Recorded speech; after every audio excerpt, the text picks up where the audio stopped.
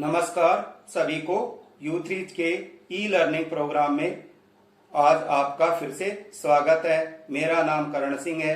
आज हम कक्षा 10 विषय मैथ की एक्सरसाइज 4.3 का क्वेश्चन नंबर 3 का सेकंड पार्ट करेंगे। पिछली वीडियो में हमने क्वेश्चन नंबर 3 का पहला पार्ट किया था।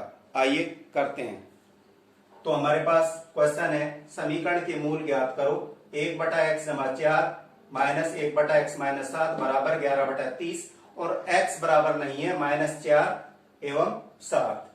तो जब जिस सवाल के बटे में होता है, जैसे यहाँ 1 में x जमा 4, 1/x माइनस 7 और 11/30 है, तो जो नीचे संख्याएं होती है बटे में, उन संख्याओं का हम एलसीएम कर लेते हैं और समीकरण के दोनों साइड गुणा करते हैं। तो हमारे पास एलसीएम हट जाएगा 30 ब्रैकेट x जमा 4 और x माइनस 7 समीकरण को 30 ब्रैकेट x जमा 4 ब्रैकेट x माइनस 7 से दोनों तरफ गुणा करने पर अब इस समीकरण को हम 30 ब्रैकेट x जमा 4 ब्रैकेट x माइनस 7 से गुणा करेंगे। तो करते हैं गुणा। पहले समीकरण को लिख लेते हैं, पहले इसकी गुणा ही कर लेते हैं। 1/x plus 4 minus 1/x minus 7 11/30। अब इसको हम गुणा करते हैं। इस संख्या को इससे गुणा करेंगे, तो मैं इसको गुणा कर देता हूं। तो ये हो जाएगी 30 ब्रैकेट x जमा 4 और x माइनस 7।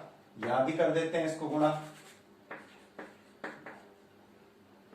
30 x जमा 4 और x माइनस 7 इसको भी कर देते हैं।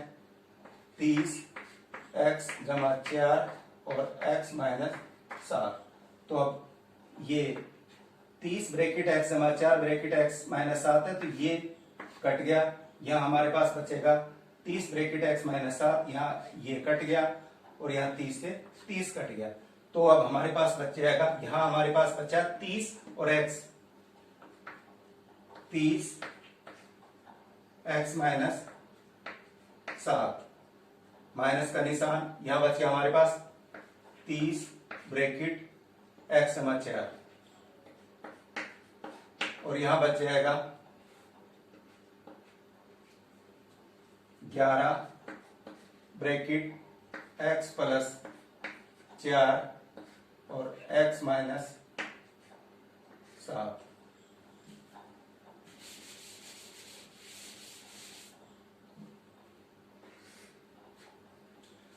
आइए गुणा करते हैं अब इनकी।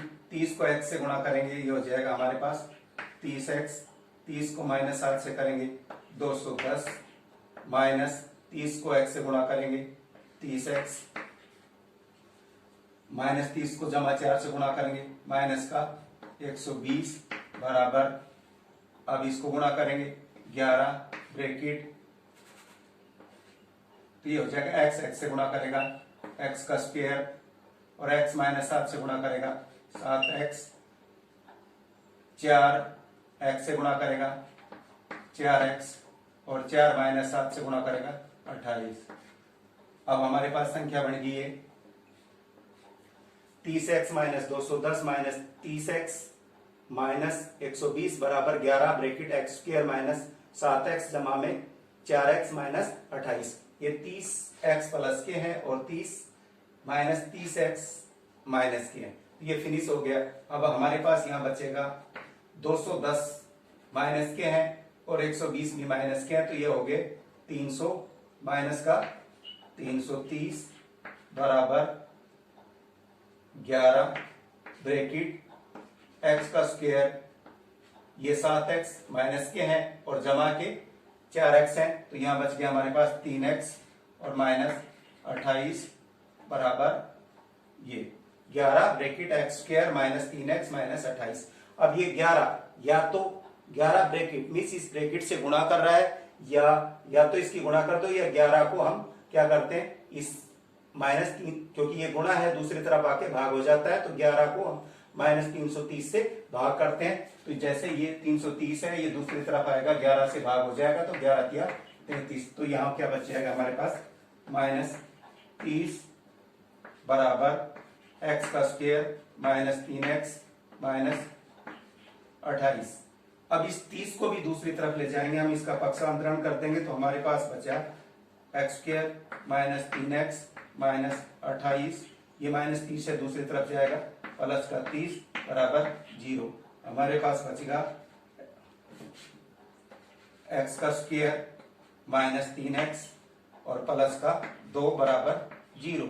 तो हमारे पास द्विघात समीकरण बन गई एक्स स्क्वायर माइनस 3x जमा 2 बराबर 0। अब हमने इस समीकरण के मूल ज्ञात करने हैं, और मूल ज्ञात करने से पहले हम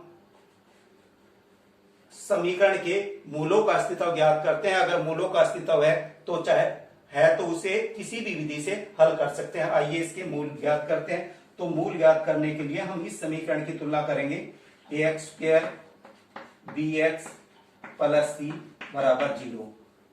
तुलना करने पर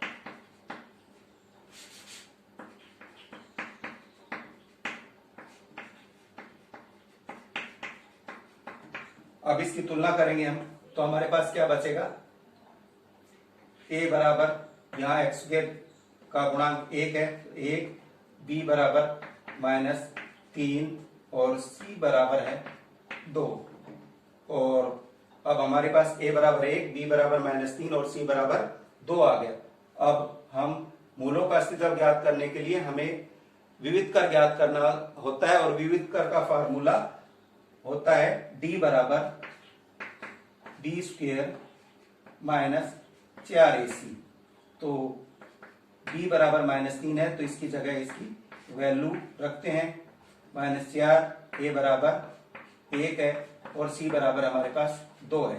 तो ये हो गया 3 का वर्ग 9 माइनस 4 दूनी 8।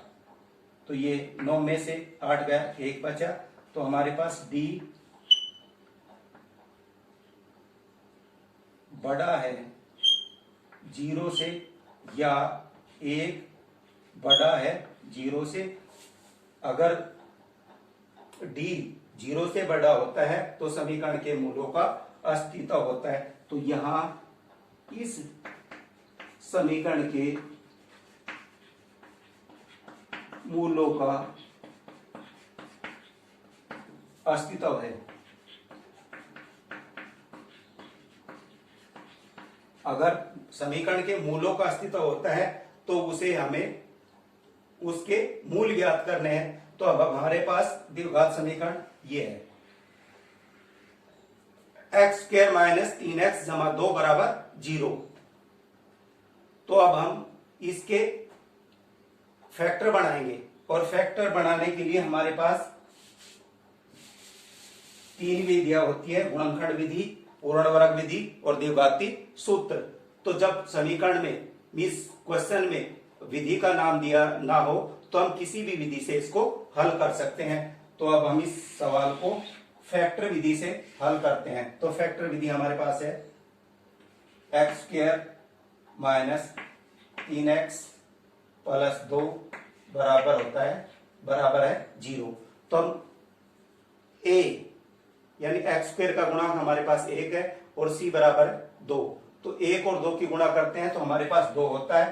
तो हमने 2 ऐसे फैक्टर बनाने हैं जिसकी गुणा 2 हो और जोड़े और घटाएं तो -3। तो हम -2 और -1 इनकी अगर हम गुणा करते हैं तो ये गुणा 2 आती है, और हम इन दोनों को जोड़ते हैं तो -3 बढ़ जाते हैं। तो हमारे पास फैक्टर बनेगा -2 और -1। आइए करते हैं, x का square -2x minus x plus 2 बराबर 0। अब इसमें से कॉमन ले लेंगे और इसमें से, यहाँ एक्स स्क्वायर माइनस 2x में से कॉमन लेंगे तो इसमें से x कॉमन आ गया, ये बचा x माइनस 2, और यहां से हम माइनस का 1 कॉमन ले लेते हैं तो ये हो जाएगा x माइनस 2 बराबर 0। अब ये हो गया यहां से, इसमें से x माइनस 2 और यहां से 1 माइनस 2 और x माइनस 1 बराबर 0। अब इस द्विघात समीकरण के दो फैक्टर बन गए, एक x माइनस 2 और दूसरा x माइनस 1। अब इन दोनों को अलग अलग 0 के बराबर रख देते हैं, तो x माइनस 2 बराबर 0 और x माइनस 1 बराबर 0। तो ये x बराबर 1 और यहाँ x बराबर 2। तो x के मूल हमारे पास आ गया 2 व 1। इस समीकरण के आंसर है, मीन्स x की वैल्यू हमारे पास 2 व 1 है। और वो सवाल में कह रहा था कि x की वैल्यू -4 और 7 नहीं होनी चाहिए, तो हमारी वैल्यू है 2 व 1। इस समीकरण के अभीष्ट मूल है। तो हमारा ये सवाल कंप्लीट हो गया। मैं उम्मीद करता हूं कि U3 के ई लर्निंग प्रोग्राम में आपको विषय समझने में आसानी हुई होगी और मैं आशा करता हूं कि आप इस विषय पर अपने सवाल जरूर करेंगे ताकि हम इसे अच्छे से समझ पाएं। धन्यवाद।